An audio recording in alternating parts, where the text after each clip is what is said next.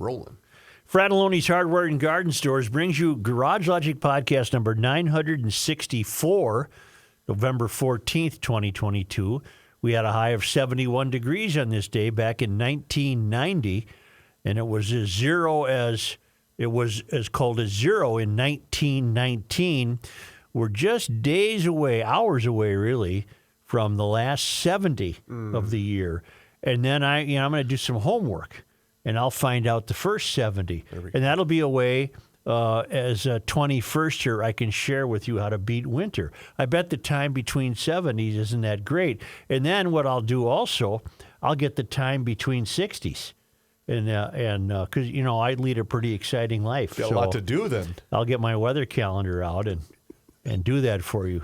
Okay. And now, from the mayor's office above the boathouse on the east shore of Spoon Lake, it's Garage Logic with Chris Reavers manning Technology Corner.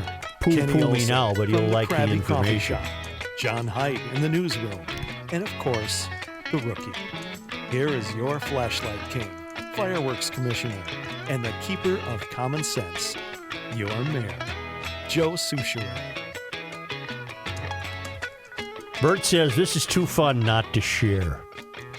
I needed a Doppler's wrench to adjust the timing nut on the Mark Farner unit, so I had to head to the Man Mall.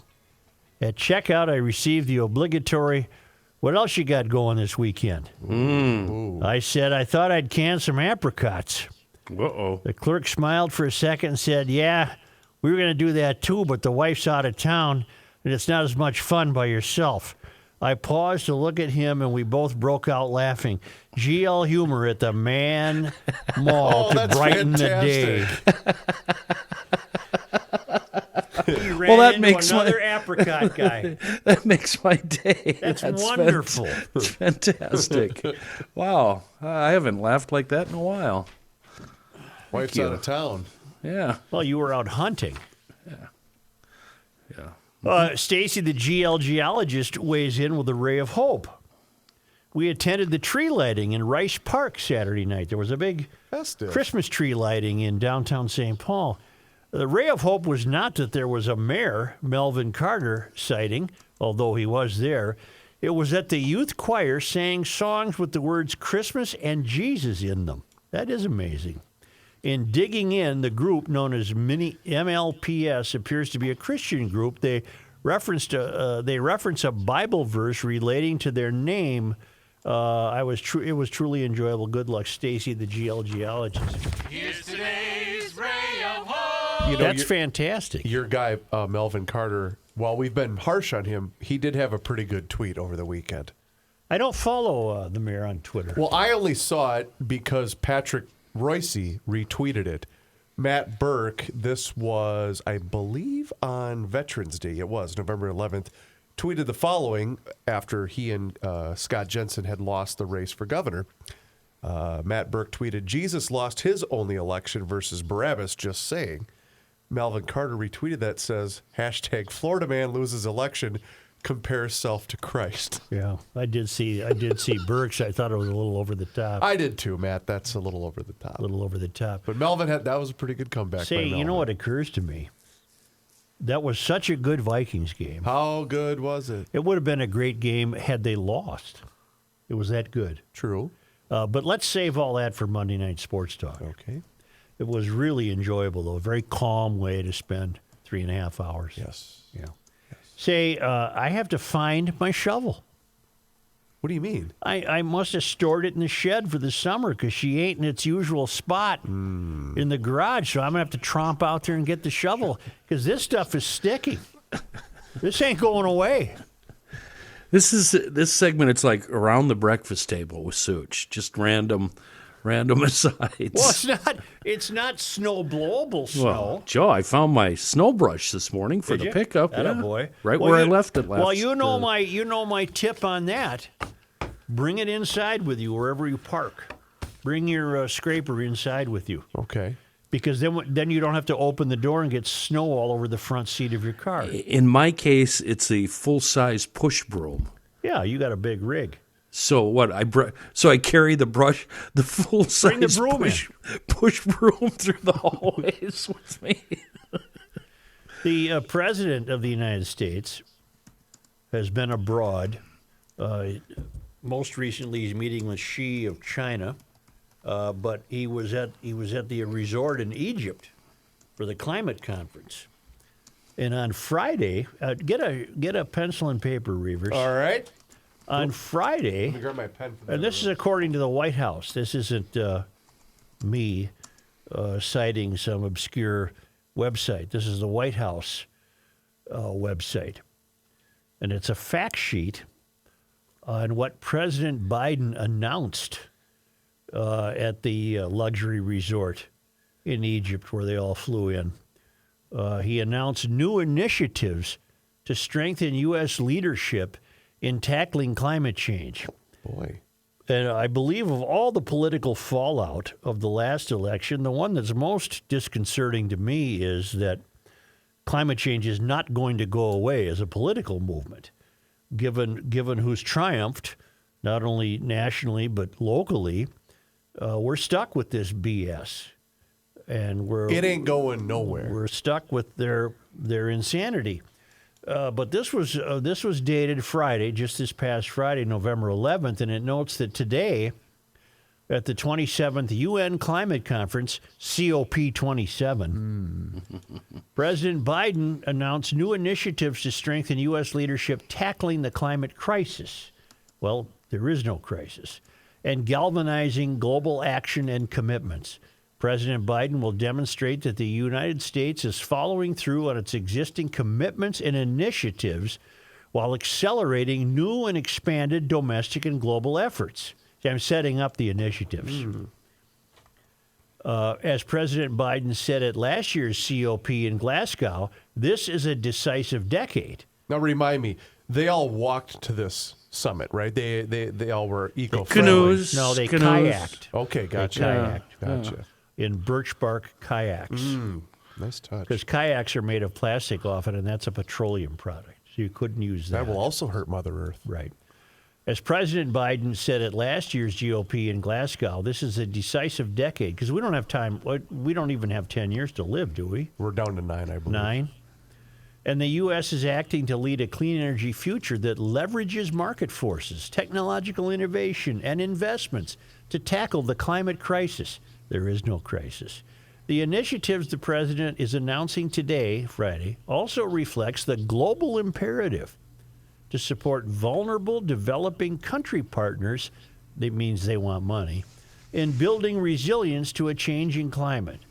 I thought it was a crisis. Now you're back to what's reasonable, a changing climate. The climate always changes. Helping them to cope with a problem they did not create. I can't read the whole thing because it's a long document issued by the White House. That particular document will be posted to the Garage Logic website with today's show. But let's go through the initiatives. All right. Number one,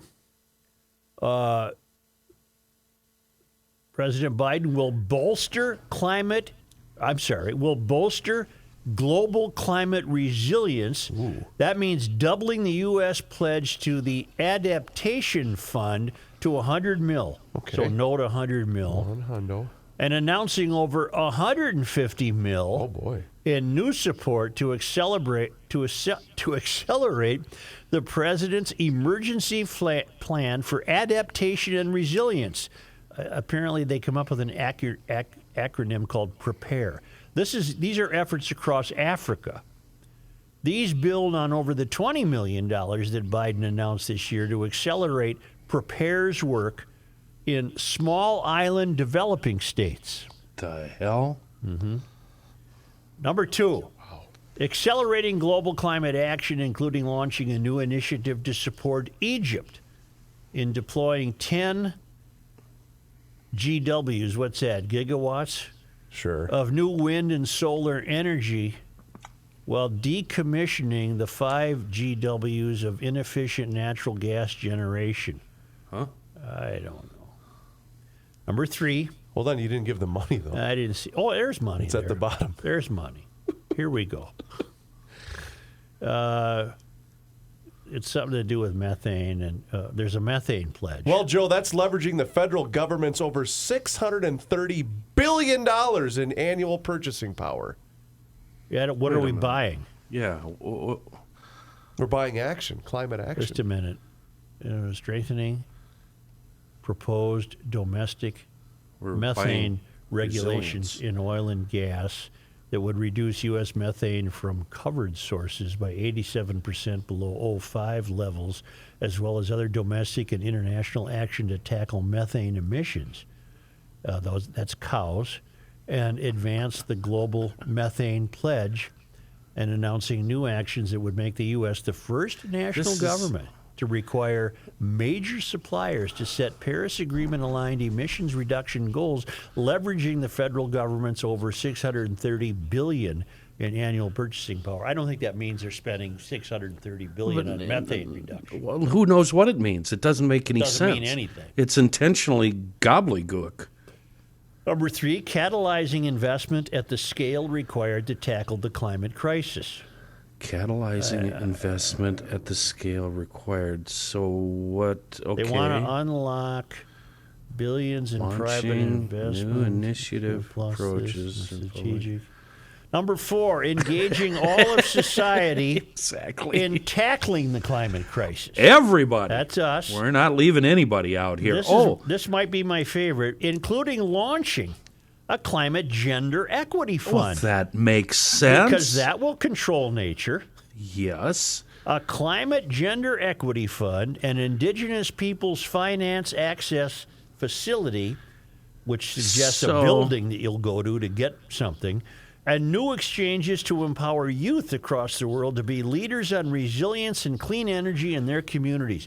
The minute one of these brats walks up my driveway, we got problems. So am I to understand that the climate is racist or hates certain genders? It's not equitable, and it's not gender equitable. Yeah.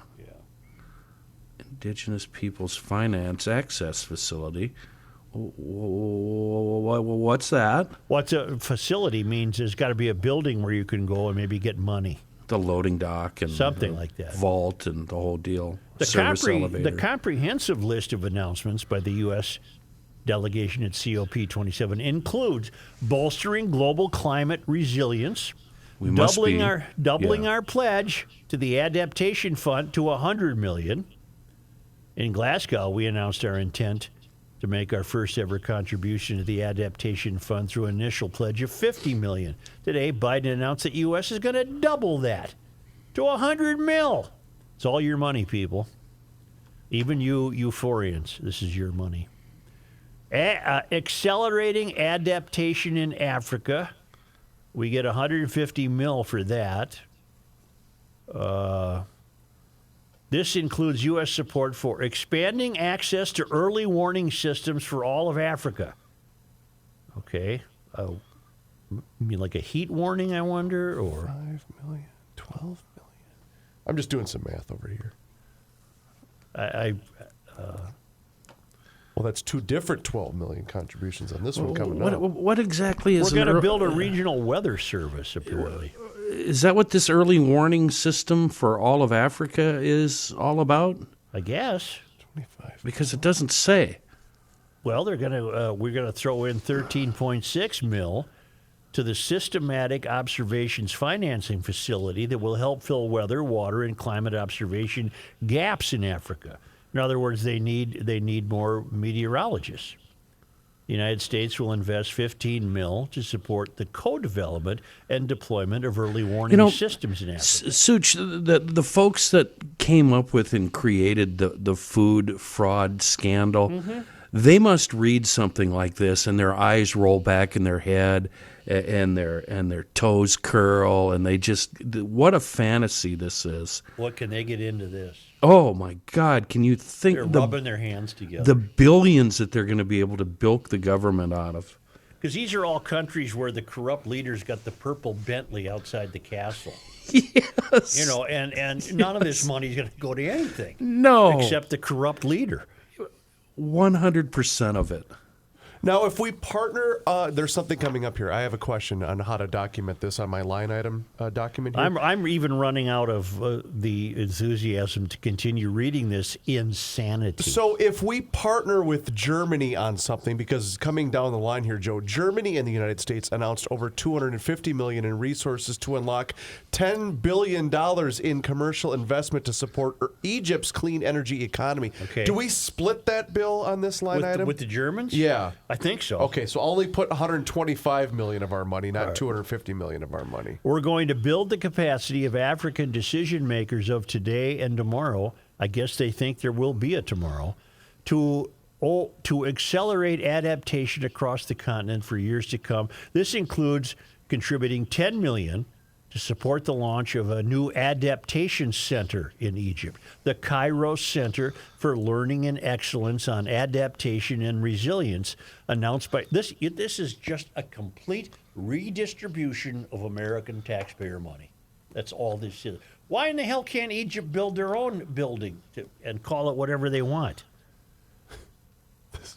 Supporting locally led efforts to adapt to climate impacts. We're going to give $33.5 million in support for the Least Developed Countries Initiative for Effective Adaptation and Resilience, which is helping African countries like Uganda, Purple Bentley, Malawi, Purple Bentley, Gambia, Purple Bentley, and Burkina Faso, Purple Bentley, to enhance access to adaptation finance for the most vulnerable. What the hell does that mean? Nothing. Make it easy to get money to buy another Purple Bentley. Yeah. This is such... Well, expanding access to risk-based insurance for the most vulnerable. Now we're going to work with multilateral development banks and support the G7 Global Shield against climate risk to protect vulnerable people. You know what? They've created a movement. They're populating it with bureaucrats, and they're all going to become enriched.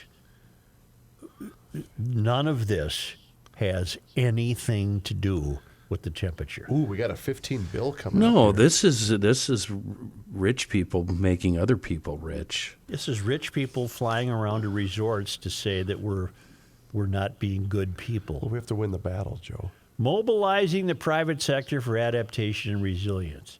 That's only $25 million. I don't want to read that. Further supporting climate smart food systems in Africa. All right.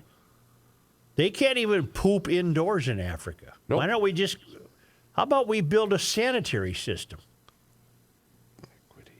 And this will help adapt their food systems to climate impacts through at least $100 million in adaptation funding. Okay. Advancing climate security through Sahel climate advocacy and peace building with pastoralists. What in the what?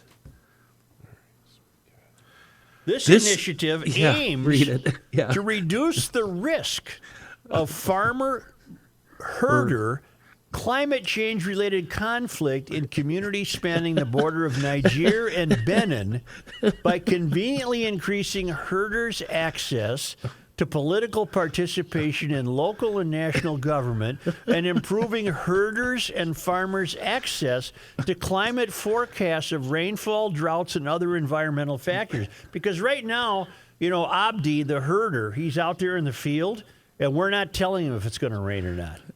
And now we what? are going to. We're going to tell him, but Abdi is poor now, Yeah. and Abdi is going to be poor then too. Abdi, you're Ain't no getting money poor. for Abdi. At least you'll get a warning You that you're wave about when to that get. purple Bentley drives by, because that's your leader. Yeah, there's your money right there. And he'll be Abdi. eating steaks, and you're going to be eating sheep poop. again. All right, I've got some significant dollar amounts here. Whenever Well, you're ready I don't for even it. Oh, think we're not it's- even close Hell, to I'm done, not Chris. halfway No, through. I was skimming ahead through all the paragraphs, and We don't have enough time. Seriously, we don't have enough time left on Earth, according to these idiots, right. Chris, to spend this much money. Chris, no matter what figure you give us, it's going to be $500 billion short of what we're really going to spend. That's a good point. What do you got so far, So Chrissy? just in the line items in paragraph form, I've got $1.394 billion, but that doesn't include two separate line items that were in two other separate line item figures that were $2.3 billion and $15 billion. Oh yeah, those is there were a 15 separate. bill in there? There is, yeah. That I one didn't get to it yet, did I? it was down the line. Yeah. It was down the line. But you know what? The one that you cited earlier, Joe, the Gender Equity Fund, the that's climate. How much are we spending on that? That actually wasn't as bad. If you go through the list of things, it only ranked about 18th on the list because that was only $21 million we're spending on Gender Equity Fund. Is that to get men and women to worry equally about climate? With initial seed funding of $6 million, USAID is co-launching a new climate gender equity fund in partnership with Amazon, which will leverage private sector contributions to help provide women, climate leaders with technical skills, networks, and capital to develop and scale climate solutions. So women have been prevented from. You guys, no? quit saying it wrong. It's her, she, they. Her, she, the they, fund them. is enabled by USAID's commitment to gender-responsive climate action, including its allocating more than $21 million, as I mentioned, from the Gender Equity and Equality Action Fund, surpassing its $14 million from last year's commitment. So we had to up her, Joe, a little bit. It was only $14 million last year. Now it's $21 million. Supporting climate resilience and sustainable development in SIDS, S-I-D-S. Find me what that means. I don't even care what that means. Through the local 2030 Islands Network. So we're going to have some island-led resilience through engagement and technical support through the network, which currently includes 20 island economies. You know what the New York Times travel magazine had yesterday? These beautiful photographs of cottages in the water in Belize. It'd be tough to get there but by a that's rowboat. the same newspaper that'll tell you, right? You know, well, never mind. What the hell? Supporting storm surge mapping. Hell, Trump did that with a magic marker, remember? Right. He made the hurricane it's go the other way. It's going to go up here and come down here like a Calcutta Clipper. Right. Yeah. How you doing over there? We'll develop storm surge risk maps to improve understanding of storm surge flooding and vulnerability from landfalling tropical cyclones, providing critical information to save lives and avoid climate impacts. Who exactly is this going to help? Because the people that have already been impacted by storm surges, they know what's going to happen. They know where it's going to flood. They know where it's going to be safe. So who, in fact, is this helping? It's not. It's a redistribution of money. It's lining the pockets. It has nothing pockets. to do with the climate. Absolutely nothing. They've just invented all these great acronyms and titles and bureaucracies. Go to the next one to down. shift the money around. Well, let me wait on that. I want to come back to that. There's just so many. No, I know. We're not done. But I want to tell you, I think the Center of the American Experiment ought to do a national golden turkey update. No kidding. Right now, the Center of the American Experiment, the original pushbackers in the state of Minnesota, they're having their golden turkey update, and leading by a 79% margin is the food fraud scandal. And there's so much more to choose from. You can go on the Center of the American website, and you can do your own voting for the best waste of Minnesota government money this year. Well, actually, it would be the best waste of your money. All you have to do is go to AmericanExperiment.org, and you can vote. The Center of the American Experiment publishes great papers. There are a great bunch of thinkers over there. They push back. They stage events. They bring in speakers. They have a great magazine. You can email them and get answers to questions. We should be thankful we have them in our midst, because they're the opposite of that picture you saw the other day of Walls meeting with about 150 white people to plan the future. A lot of the diversity state. in that photo. And he had a lot of help there. Was that his cabinet? I believe so. Because he must have had 100 people. Yep. And I didn't see a lot of diversity. No, there wasn't. But the Center of the American Experiment weighs in on things like that. Check them out and become very familiar, as we have. AmericanExperiment.org.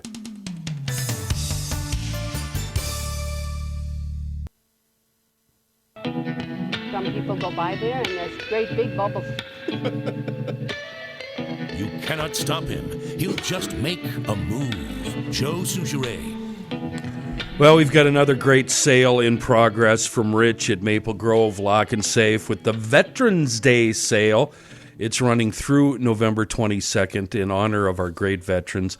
Maple Grove Lock and Safe is offering some special pricing on select USA-made Liberty safes, like the USA 50 Iwo Jima. It's a limited edition gloss white with the Iwo Jima logo, and the USA 50, USA 30 are also on sale. And like always, financing, professional delivery, and installation. Not only is it available, but I say it's advisable. Just have a pro set it up for you. It's a lot easier. Liberty Safes is, of course, made in the United States of America, transferable lifetime warranty, and the best built safes on the planet. You can look them up on the web, maplegrovelockandsafe.com. But then stop into the showroom in Maple Grove. Say hello to Rich. He's at 6901 East Fish Lake Road. He's open Monday through Friday, 8 to 5, and, of course, open 24 hours a day on the web, maplegrovelockandsafe.com. This madness continues. We're going to support climate-affected vulnerable migrants. The U.S. is going to pitch in $5 million. That's nothing. That's chump change. To the Migration Multi-Partner Trust Fund to support climate-affected vulnerable migrants. I mean, like if they get sunburn or something? What happens? This program underscores our commitment to the vision of the Global Compact for Migration, including improving cooperation on international migration. It also advances the Biden administration's climate strategy reflected in the 2021 White House report on the impact of climate change on migration. Because we have vulnerable... Wait, so if you're entering this country illegally, we want you to do it in a comfortable manner. We'll give you the forecast ahead of a time so you can make adjustments. Maybe Bring your we'll rain. Install large screen TVs at the border, and they're tuned to the Weather Channel. Bring your umbrella if you're entering the country illegal. We're expecting rain. President Biden believes that tackling the climate crisis and keeping the 1.5 degree Celsius temperature goal within reach requires all hands on deck, demanding the mobilization of local, state, and national governments. And as I said at the start of the show, my biggest regret of the election, the way it went, is that we're going to be inundated with this climate BS right here. Mm-hmm. Right here. Yep. There'll be no getting around Well, Joe, it. let's take it a step further. Let's take it a step further, Joe. We're a nation of idiots, and we just decided that, especially in this state, that we're completely cool with what's been going on the last few years. And hell, we're going to sign up for a couple more years based upon how we voted at the old polling places last Tuesday. Yep. So imagine being the person that may or may not have lost your job due to the results of the pandemic, because we had a bunch of people that decided that, oh, we're going to lock you out of your house. We're going to lock your kids out of school. We're going to make sure that we're going to take care of you. And your point being? My point is, well, I'm so fired up right now. My point is, there are people that are really struggling just to get freaking by. And this is such a slap in the face to every freaking taxpayer in this country. I think you have it completely wrong. Oh. I think this provides a great comfort to people realizing the good they're doing when they pay their taxes. And we keep willingly signing up for this. When you get on a bus on the north side and then transfer to a different bus and then transfer to another one and then hop on light rail and then take that down to the mall and then put your 8 hours in and then do it all backwards, but then stop and work at a part-time job and then get home at, 10 o'clock after your kids have gone to bed, that's going to make you feel better. That's going to make you feel... the sacrifices you've made. It is. It's going to give you a sense of virtue. It's going to give you a sense of purpose. I have a question for you. You're building a new building in Egypt where people can go and get the weather forecast. We're not serious. In the history of this country, has there been a bigger boondoggle crammed down our throat? No. Not even the thing with alcohol? Prohibition? Prohibition? No. Because we went backwards on prohibition. We finally learned our lesson. Mm-hmm. No. This prohibition pales compared to this. This is a a dreadful scam that's bringing about a complete reinvention of Western civilization. It's going to take your money to the point where you're not going to have a lot, and you'll be doing what you're told to do in terms of your behavior, and the excuse will be that you're being told that so we can preserve the planet. The planet will do just fine without us. Of the millions and billions we've discussed so far in this initiative, how much of that money is actually going to go for doing something climate related, you know solving? You know none the of answer it. to that. You know none the of answer to that. None of it is. And I think you glossed over a very key factor in this, and I believe it was at the very top, Joe. Or maybe it was in the header of what I clicked on. But basically, we're being sold and we're being told that this is in response to Putin's unprovoked war on Ukraine. Mm-hmm. You know, it'll be fun. Well, it would be fun if it wasn't so tragically ridiculous. It'll be fun to watch local leaders, all of whom are DFLers, including every occupant of a state office. It'll be fun with them to watch them scramble to come up with their own BS. Oh, God. And it'll range from turning down temperatures in office buildings to cutting down more trees for bicycle paths and what have you. But you watch an outgrowth of this as a federal movement will be the likes of Tim Walz and his people having to counter it themselves. They'll have to come up with their own white paper on this. We can't call it that. Well, that's racist. Their own study to tell us what we're going to have to do to mitigate climate change, because it's a crisis here in Minnesota. It's just a crisis, and you watch. I mark my words. You will hear a lot about this from these people. They're going to come up with new plans, and it's going to be costly, and it'll be all done for your own good, which is utter B as in B, S as in S. These are people who have exhausted the conventional and traditional reach of government and are taking it into a new era of supervision of American behavior, supervision of what we can and cannot do. They've exhausted building libraries and fixing streetlights and repairing bridges and dams. They've exhausted that, although they've done a poor job of that. Yeah. And they've moved on. They've moved on to a higher calling that they believe they have because they've all become somewhat corrupted morally, ethically, and emotionally by their lives on the third rail. They've been so insulated from the strife of ordinary working Americans that they don't even include that in their thinking anymore. They've gone beyond that to come up with this, and you watch how this impacts the state level. Mark my words, this will impact the state something furiously. According to the James Madison Institute, which is a free market American think tank headquartered in Tallahassee, Florida, since April of 2020, gentlemen, the state of Florida is averaging right around 903 people moving to the state every single day.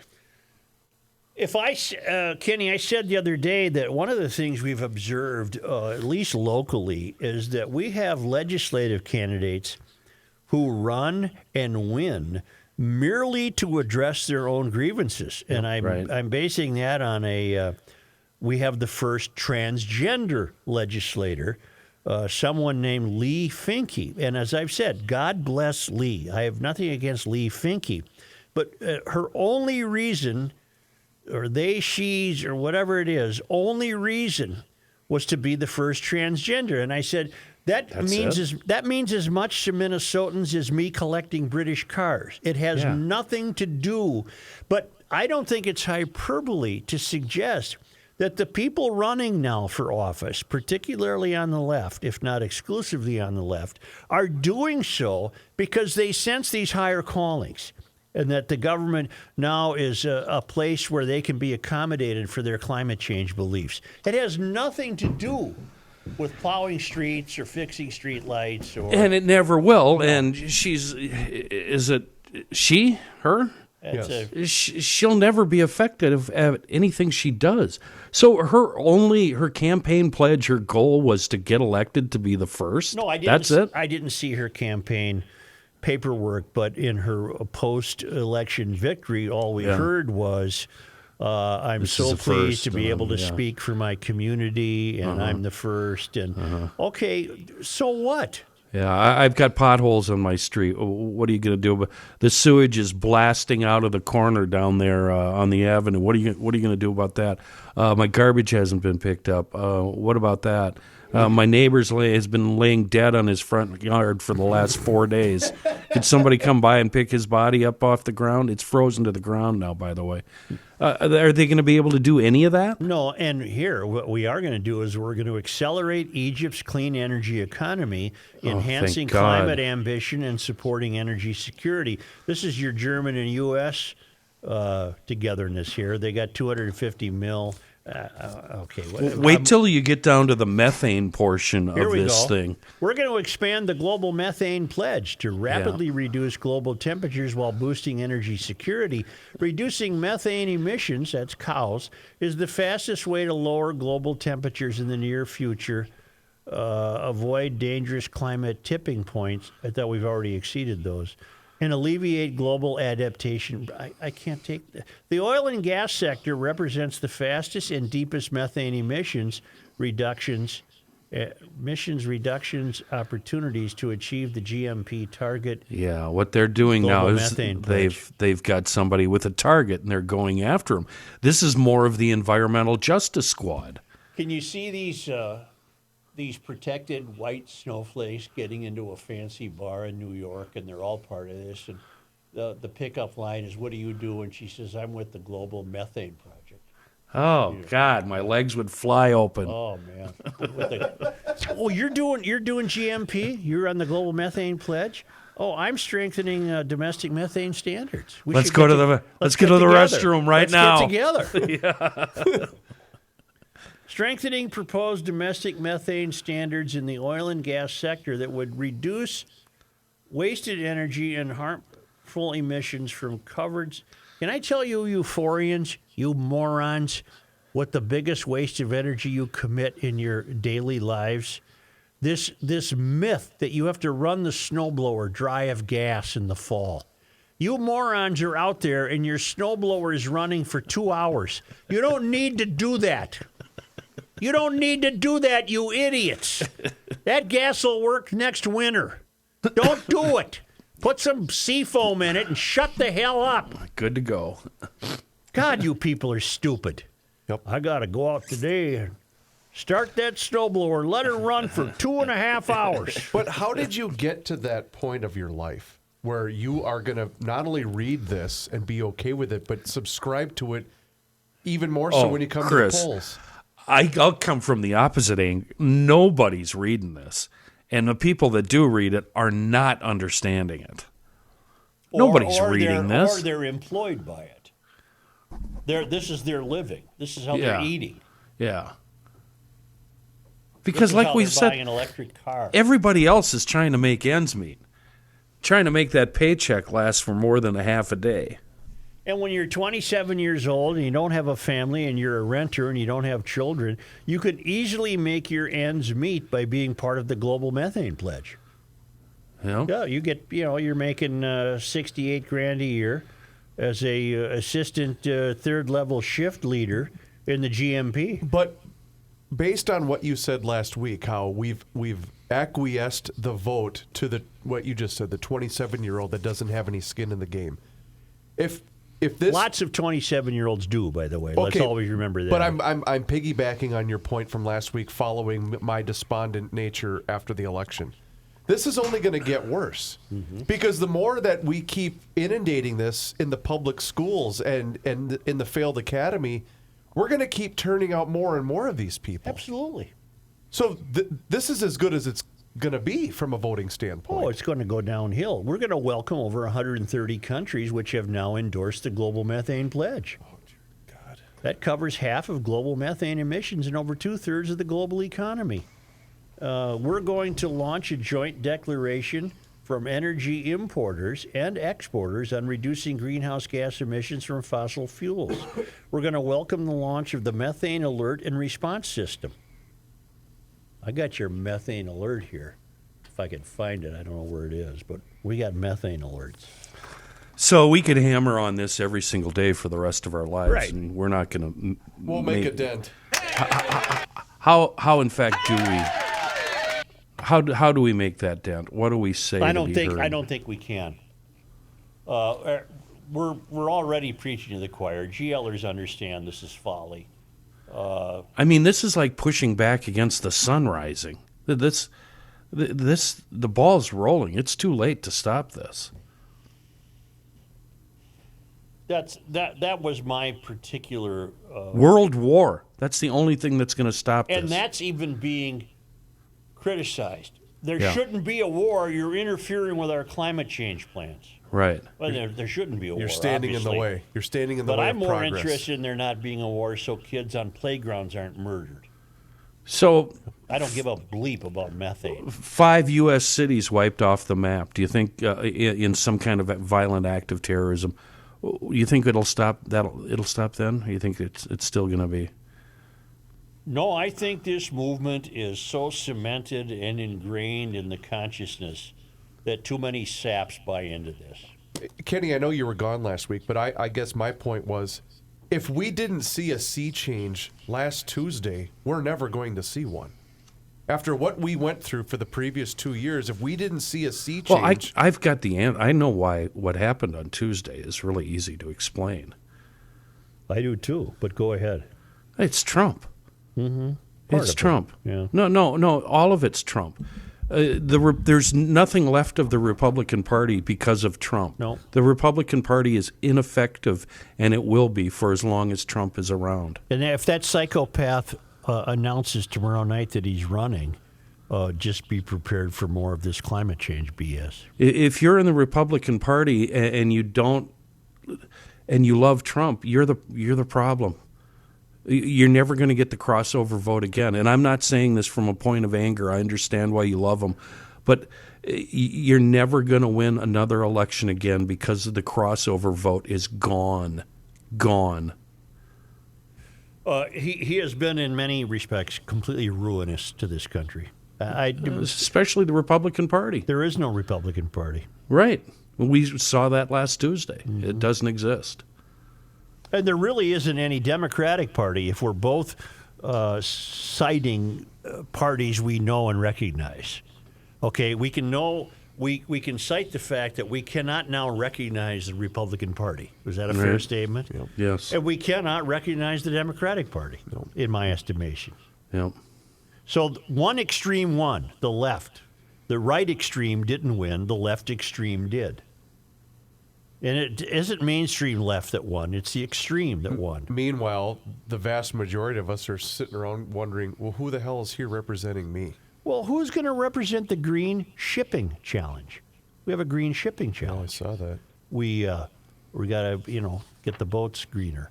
Accelerating zero-emission solutions in Ukraine and EU through advanced nuclear.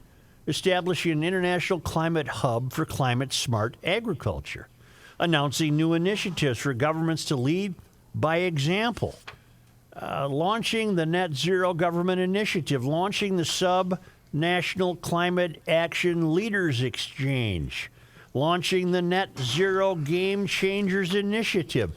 These are all guaranteed to never fail because none of these initiatives quantifiable. are measurable for achievement or success. None of them. Imagine if we had that kind of system when we were going to school, Ken.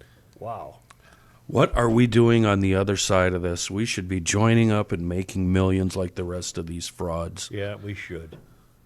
We should because It's tough being honest. because You they're end up winning. being broke. They're winning.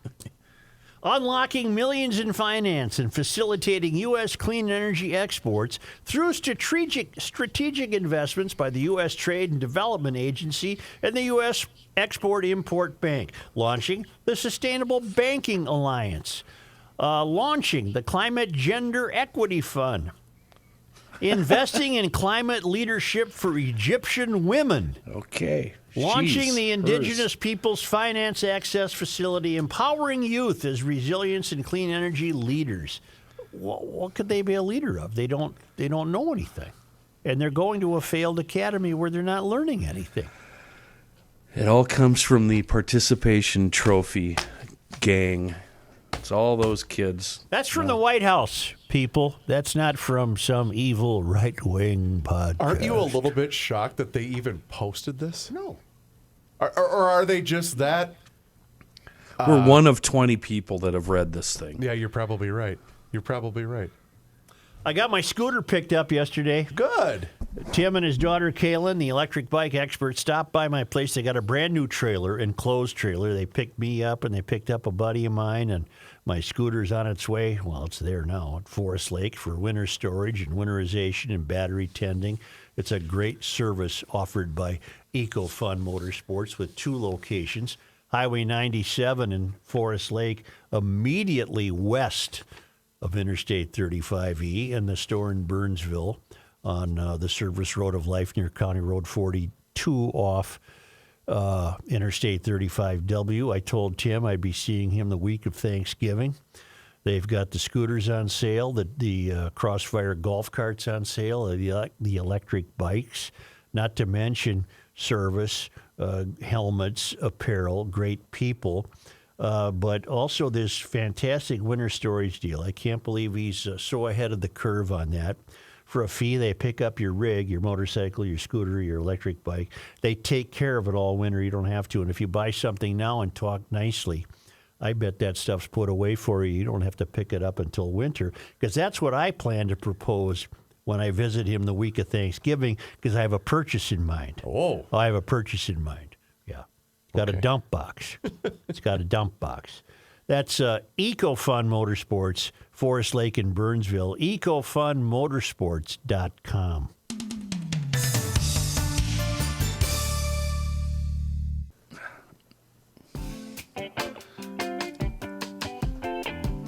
This guy wears many hats, just not indoors. Joe Souchere. Okay, I'm supposed to be talking about DK Mags here, but I got a pretty good letter from a fellow hunter. Dear Kenny, this fall you've mentioned ammo at DK Mags and squirrel hunting quite often, so I thought this story might interest you. I grew up in a Mississippi River town in Illinois, which is in west central Illinois. Squirrel hunting always very popular in that part of the country. People often debated about what kind of gun to use, from a 22 to 12 gauge and everything in between. Another unique thing about this town was how many people had nicknames. And often those nicknames reflected something physical about the person. One man was known as Double Ugly. That's pretty good.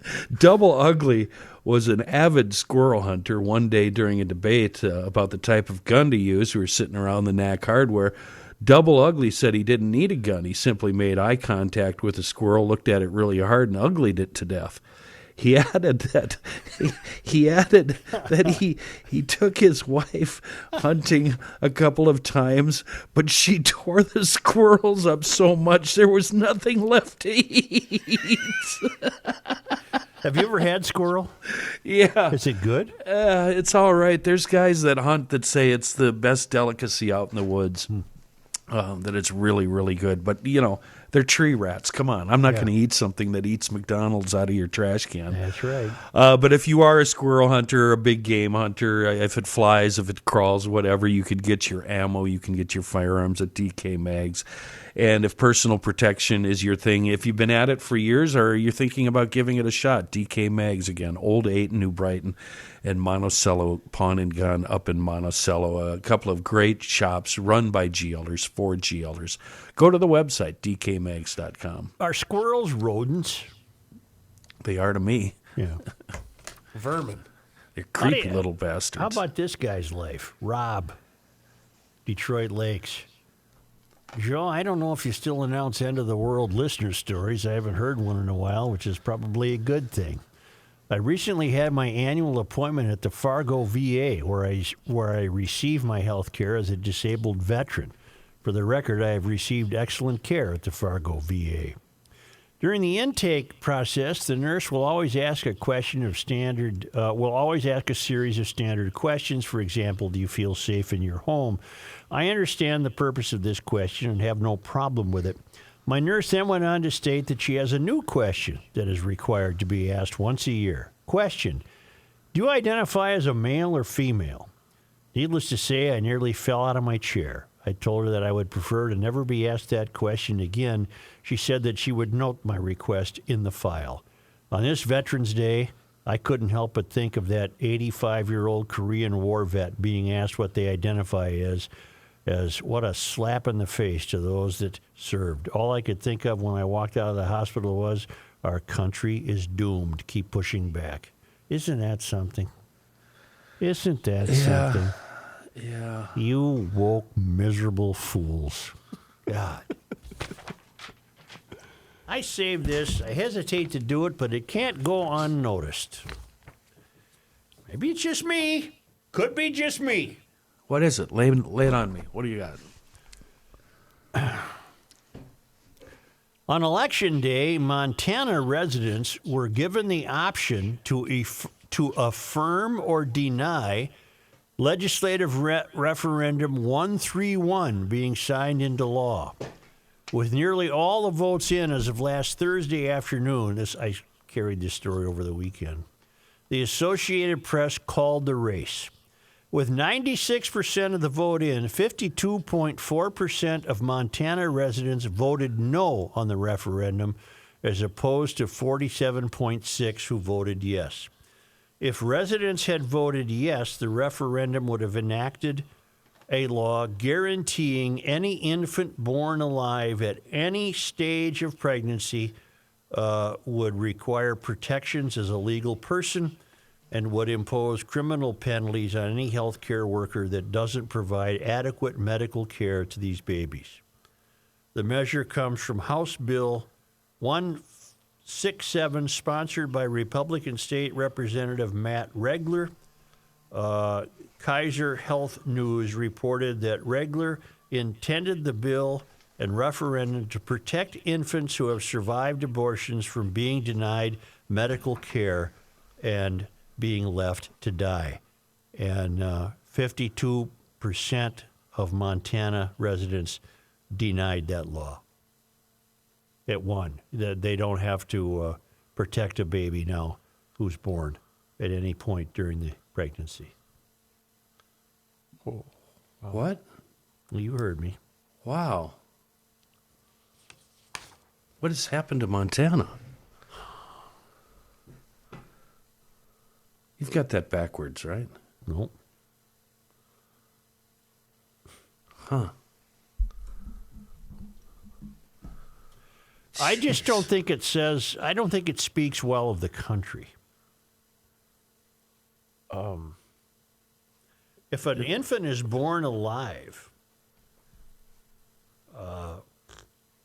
why wouldn't you take care of it? Didn't you take an oath to...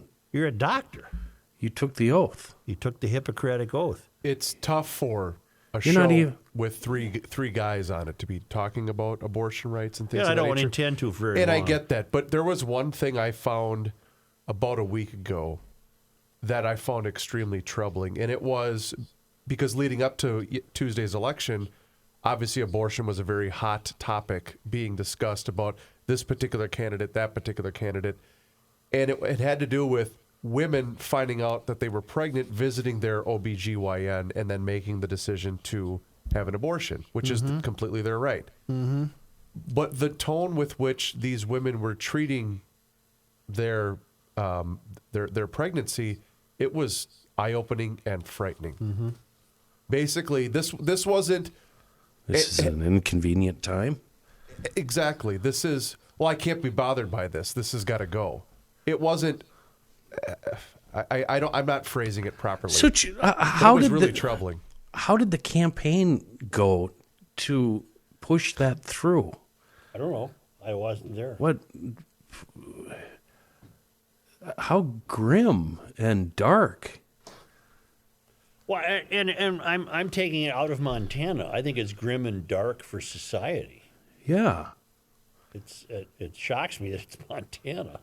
You know, if the vote was 52.4% to 47.6% in Montana, what would it have been in New York or L.A.? Explain this to me. I must be comprehending this wrong. If you have a premature birth, the doctor has no obligation to keep that child alive? On Election Day, Montana voters were given the option to affirm or deny legislative referendum 131 being signed into law.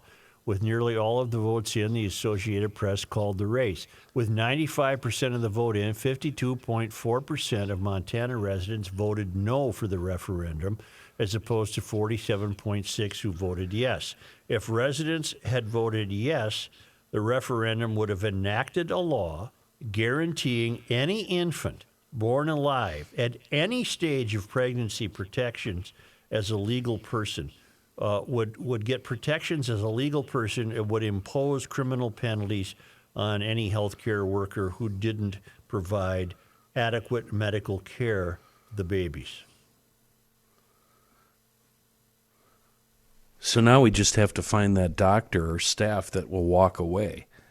And I would hope that that person doesn't exist. What am I missing here? I don't think I'm missing anything. Well, the wording is janky.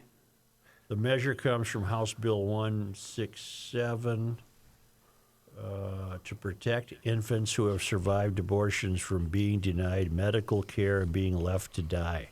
But it sounds like what they were voting on was any infant born prematurely, not just the result of an abortion. Is that what it's for? 52.4% voted no. Let's not affirm the right of that child to have medical protection. And 47% said, yes, let's provide that child with medical protection. This is solely about children that have been aborted? I think that was the intent of the legislative wording, but it sounds to me like the referendum language made it sound like any kid born early. It said it would have enacted a law guaranteeing any infant born alive at any stage of pregnancy. Yeah. Joe, how long have you been preaching the gospel of the mystery here in Garage Logic? How many years has it been? 15 years. I'm going to just put a number on it. Let's call it 15 years. And in that time, we have seen the mystery come. It's come. It's here. It's here. It's at our doorstep. It's winning. What the hell kind of world is going to exist in 15 years? Well, we fortunately we may not be here. But I'm dead serious. I've got an 11 and a 7-year-old kid. What the hell kind of world is going to exist in the year 2037? Here, that's rhetorical, right? Mm-hmm. Montana voters rejected a measure that would have required medical workers to provide care to infants born prematurely or in rare instances of surviving an attempted abortion or face penalties. Mm-hmm. I think if the kid survives the abortion, that kid's got a future. That's a fighter. Critics say that infanticide, thank you, is already illegal, and the proposed amendment was unnecessary. Oh. All right. Maybe there's more to it that we don't know. I don't know. I don't know. Wow. I just don't know. All the good that was done for me mentally over the last week has Shot been to hell. erased Just went out the door. in the last 45 minutes. Mm-hmm. Well, and I ain't done yet. Well, good. I ain't done yet. You don't want your life to fall into the hands of the courts once you die. And speaking of death, there ain't no legislative law that's going to keep us from dying. We're all going to die, and when you do, you're going to leave behind your stuff. And if you leave behind your stuff and it's a mess, then your family's all screwed up and they don't know what the hell's going on. But if you get an estate plan with Eckberg-Lammers, then your estate will flow smoothly. And your kids and your family and those you leave behind will be eternally grateful that you've left things in great order. Eckberg Lammers helps with a lot of family stuff, passing on cabins and vacation properties, for example, estate planning. If you don't think you need one, think again. If you don't have one, then your estate, meaning what you own, will become the province of the courts. Eckberg Lammers can prevent that. They can save you some tax dollars. They can make things very comfortable for your family with that tremendous life change when you're not there. I don't care how old you are. You got to get this done. I've told you that. You got to get it done. Eckberg Lammers, they've been doing this for 70 years. They have a great team. They know what they're up to. You can make an appointment with Eckberg Lammers, or you can go to Eckberg Lammers. Well, just a minute. I'm going to give you the whole deal here. I thought I was going to. Yes. Make an appointment with Eckberg Lammers at 651-439-2878 or visit eckberglammers.com/will. Poke around on that website if you don't think you need an estate plan. Because guarantee me, as the mayor of Garage Logic, I'm telling you, you need an estate plan just to keep your stuff out of the hands of this grimy government.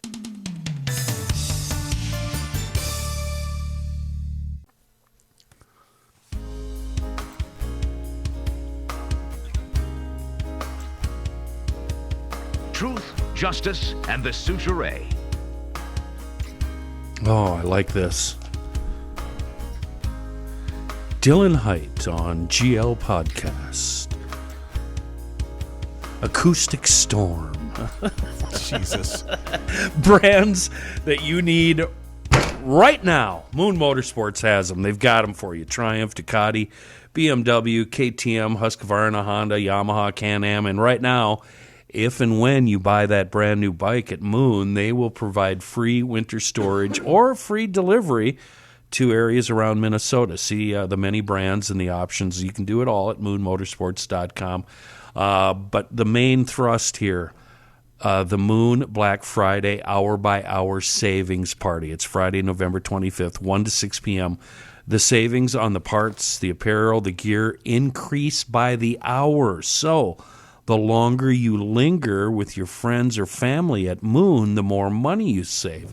They also have some amazing giveaways scheduled for that day. Spend $100. You can enter to win one of 3 Polaris Sportsman 110 U-size ATVs for the kiddos. And all of this plays out on Black Friday, the 25th of November. Moon, there are Minnesota motorcycle, ATV, side-by-side, sleds, service parts, sales provider, right there in Monticello, south side of 94, west of 25, and on the web at moonmotorsports.com.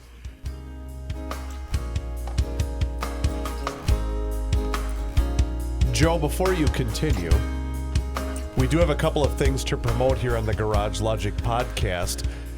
This Thursday is Give to the Max Day 2023 in Minnesota, and all week long, Garage Logic is rallying behind Mike Schoonover's Patrick Schoonover Heart Foundation to help identify heart defects in kids ages 14 to 24 to follow the tragic death of their son Patrick, who passed away at age 14. The foundation provides free heart screens for kids 14 to 24, and these screens include family health history, blood pressure, height, weight, EKG, echocardiogram, and physician consultation to review results.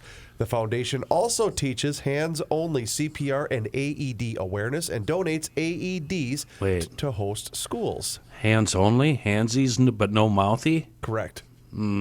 Is it Give to the Max Day when you pick somebody to give money to? Correct. Well, I can't think of anything better than this. Can I give them the kiss of life anyway? Yeah. You can. Yeah, you can. Sure. Yeah. GLers, you can help out this amazing charity with your tax-deductible donation. To do so, just visit garagelogic.com, click on the banner or to donate, or search the keyword Patrick at garagelogic.com. It's Play for Patrick is the full name for that. So also, we have something to promote regarding the Garage Logic Town Council.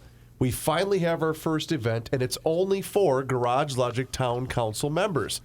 You ready? Yeah. Are we going to tell everybody where it is, or are we going to keep it top secret? Well, that's for the council member. The Garage Logic Town Council will hold its first official... What happens if you show up and you're not a council Yeah, member? that's what I'm worried Is there about going to be here. a fight? What's going to Yeah. happen if you two just shut your big We're going to yappers need and some let me big read bouncers, this? some big badasses with tattoos and scary scars and stuff. The Garage Logic Town Council will hold its first official Town Council members-only meeting Wednesday, November 30th from 4 to 6:30 p.m. I'll have to gavel that to order. at Tattersall Distillery. What were the times on that? 4 to 6:30, Wednesday, November 30th at Tattersall Distillery in River Falls, Wisconsin. That's their new location, by the way. You can join the Garage Logic crew for complimentary appetizers beginning at 4 with a live Garage Logic podcast to follow at 5 p.m. This event is only open to Town Council members. Members who wish to attend should RSVP in the Town Council member platform at garagelogic.com. If you're not a member and want to be at this exclusive and official meeting, not a problem. All you got to do is sign up for the Town Council right now I have a at garagelogic.com. sensitive question for you. What if only 5 people RSVP? Then 5 of you are going to have the chance to hang out with us at the Tattersall location in River Falls, Wisconsin. We'll see you on November 30th in River Falls. Just remember to RSVP for the event at garagelogic.com. Stacy, the geologist, you have to be there. I'm issuing an order right now, and bring your friend Angie. Do you get a plus one, Chris? That I'm unaware of, but you can find out more at garagelogic.com. I'll put Angie on the list so she doesn't have to join the town council. God. I got a piece out of Connecticut. I think Jordy alerted me to this. Firefighters are learning and exploring ways to fight electric vehicle fires. Oh. EV fires are hard to put out because of something called thermal runaway, which is thousands of little lithium-ion batteries that power EVs and burn in a superheated chain reaction. One of those cells catches fire. It borders multiple other cells that border potentially hundreds of other cells, said P.J. Norwood. I don't know who the hell he is, but he must know what he's talking about. He's the director of training at the Connecticut Fire Academy.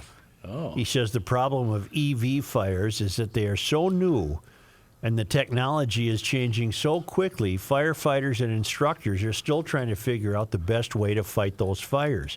Trying to put some best practices together and some guidance so everybody has the same information, Norwood said. Right now, firefighters use a car fire prop to help them train. They put out the fire just like they would a gas car fire. They don't have the equivalent of that for electric cars because it would cost too much. Electric vehicles are quite expensive, and just to get a couple of electric vehicles and to set them on fire to extinguish them is challenging and very cost prohibitive, Norwood said.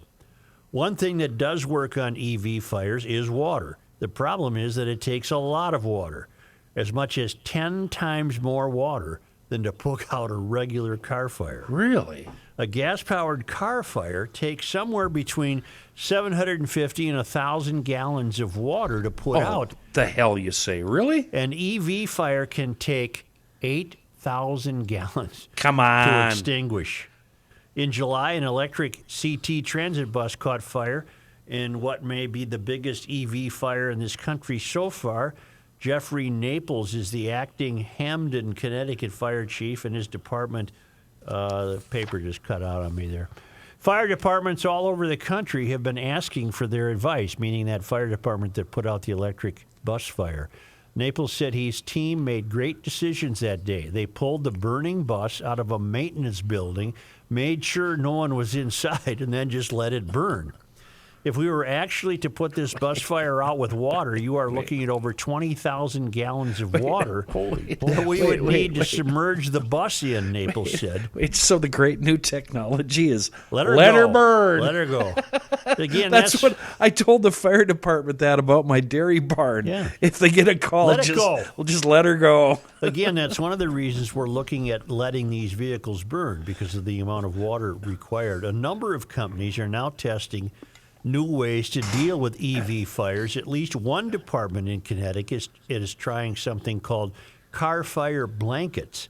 The Hamden Fire Department says it will have its complete recommendations from lessons learned from their jumbo-sized EV fire ready to help other departments in just a few weeks. If we can help the next fire department that faces this challenge, we want to make sure they're ready for it, Naples said. He's the head of the Hamden thing. EV fires are tricky, but they are not common. Federal numbers from 2020 show gas-powered cars are 60 times more likely than EVs to burn. Well, I'm not buying that only because the numbers are so skewed. Do they mean in a per capita basis? Because Joe, every obviously day. there are more gas cars on the road. Okay, that's a good point. But there's car fires every single day in the Twin Cities. Yep. Every day. As more EVs hit the roads, it's likely that there will be a new and better EV firefighting technique. So there you have it. Imagine a future Yep. with freight trucks that deliver bread and milk. Imagine to a our future grocery with your store lips shelves, sewed shut. And the buses that take Such- children to school. I would handle it the same way the great Red Adair would handle it. Cap it? I'd blow the living hell out of it. Cap it. Blow it up. Yeah. I'll tell you what. Maybe here in the land of 10,000 lakes we'll be all right. We'll pollute the hell out of the lakes, but just drive them into Bay Ska, and just put them out there in Lake Harriet. Just let her burn. Lake of the Isles. Get it full of electric vehicles. Pull it out on the ice. It won't be very good looking, but just let it burn on the ice on Lake of the Isles. She'll plummet to the depths. Davy the Jones spring. locker. In the spring, yeah. Only. Already? Well, who's got more? We're good. Oh, Yeah, we're good. well, only because they come to us all the way from Marloth Park in Mpumalanga, South Africa, from the traveling Lymans at worldwidewaftage.com. On this day, Today is December 14th, Joe. in 1860, telegraph service reached Minneapolis. Huh. Isn't that something? On this day in 1908, Harrison Salisbury was born in Minneapolis. A reporter and author, he would be especially noted for his writing on the Soviet Union. And in 1955, he won the Pulitzer Prize for International Correspondence. Okay. On this day in 1917, November 14th. Mike O'Dowd, the Cyclone of St. Paul, defeated Al McCoy to win boxing's middleweight title, which he held until 1920. Wow. And finally, on this day in 1996, author Meridel LeSueur died in Hudson, Wisconsin. She was born in Murray, Iowa on Feb 22, 1900. LeSueur moved with her family to Minnesota when she was 12. A reporter and the author of novels and short stories, she was blacklisted for being a member of the Communist Party. Her work was rediscovered and heralded by feminists in the 1970s. I can say with all certainty that I've never read anything by Meridel LeSueur. Okay. But I didn't know she was a commie. I didn't know she was a commie. If you're a member of the Communist Party these days, though, You're celebrated. You're held in high regard. Oh, you win legislative seats, and you head school boards, and you're a part of the teachers' union. You get to decide on gender, climate, you got to equity. have climate equity for your genders in the global reach of the Methane Production Act. resilient food securities. And then you get a purple Bentley. Wow. Yeah. GLers, Hang in there. I'd recommend you might give Sports Talk a try today. Okay. Because that was just one hell of a football game yesterday. Vikings beating Buffalo in overtime. And while you have a few minutes, head on over to the Garage Logic YouTube page and hit the subscribe button because we are posting daily content for your amusement. You can follow us along on all of our social media channels, Facebook, Twitter, and Instagram. And as we mentioned, our first ever Garage Logic Town Council viewing party is coming up. So you still have time to sign up for the Garage Logic Town Council online at garagelogic.com.